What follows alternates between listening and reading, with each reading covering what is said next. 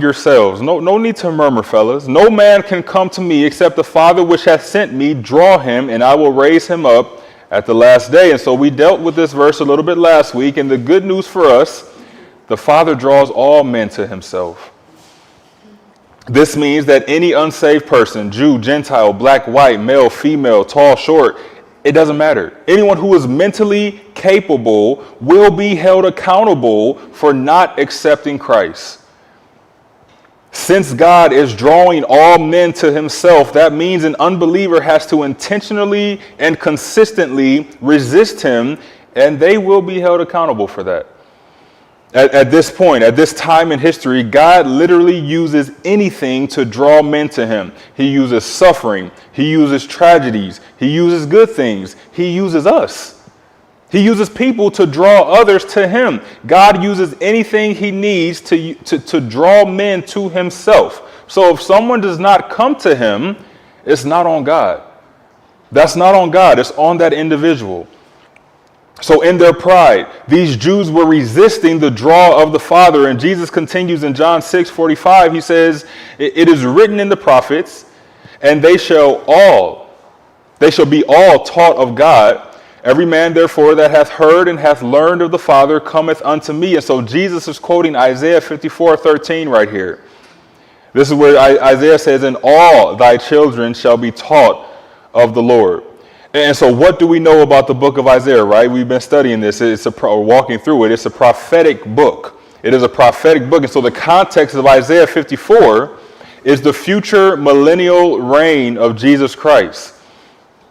In the church age, while it is our goal to teach all we come in contact with, let's face it, not everyone is taught of God, and not everyone is taught the right things about God. But in the millennium, they will be.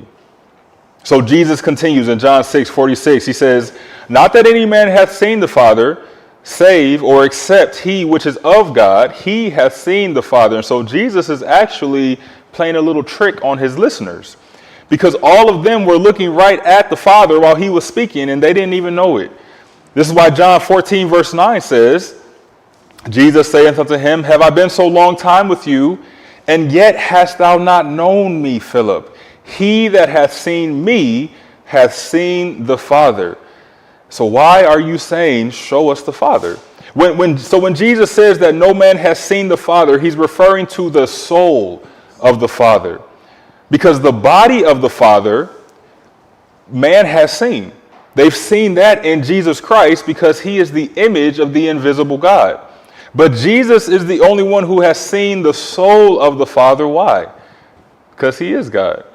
He is God. He is a member of the Godhead. He is the only one fully qualified to reveal or declare who God the Father is. John chapter 1, verse 18. No man hath seen God at any time, the only begotten Son, which is in the bosom of the Father. He hath declared him. So the light of the Father's love and grace has shined into our hearts through God the Son. And so Jesus says in John 6:47, he says, verily, verily, I say unto you, he that believeth on me hath everlasting life. So Jesus identifies the terms of salvation as simply believing. That's it. Nothing else is necessary. Believe. And then to make sure everyone is crystal clear on what Jesus is saying, he says for a second time in John 6:48, I am that bread of life. I am the bread of life. Jesus doesn't want any confusion with this. So this is the first of 7 I am statements, right? He said this all throughout the gospel. These are actually found nowhere else in the Bible. Jesus says, I'm the bread of life. I'm the light of the world. I'm the door. I am the good shepherd, resurrection and the life. I am the way, the truth, and the life, and I am the true vine. And we'll see all of these more in depth as we continue to walk through the book of John. But the words I am look back to the occasion when God appeared to Moses at the burning bush and told him to go down into Egypt and tell Pharaoh to let his people go. Remember Exodus 3. Chapter 3, verses 13 and 14, it says, and Moses said unto God, behold, when I come unto the children of Israel and shall say unto them, The God of your fathers hath sent me unto you, and they shall say to me, what is his name? What shall I say unto them? And God said unto Moses, I am that I am. And he said, thus shalt thou say unto the children of Israel, I am hath sent me unto you. And so in John, we have a sevenfold filling out of the I am titles. And Jesus starts off by saying, I am the bread of life.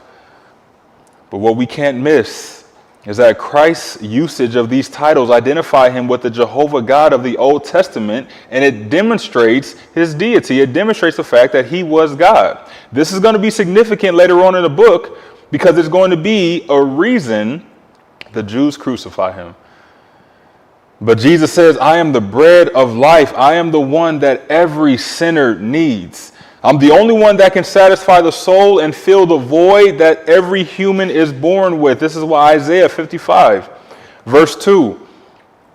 Isaiah says, wherefore, or why do you spend money for that which is not bread, and your labor for that which satisfieth not? He says, hearken diligently unto me, and eat ye that which is good, and let your soul delight itself in fatness. So Jesus says, I've come down from heaven to be the one who fills those that hunger for true life. He says in John 6, 49 through 50, he says, your fathers did eat manna in the wilderness, and they're dead. This is the bread which cometh down from heaven, that a man may eat thereof and not die. So Jesus makes a contrast between himself as the bread of life and the manna which Israel ate in the wilderness. Again, he's making a transition here. He is transitioning from the physical to the spiritual. The after effects of those who ate the manna is different than the after effects of those who eat the bread which came down from heaven, because their father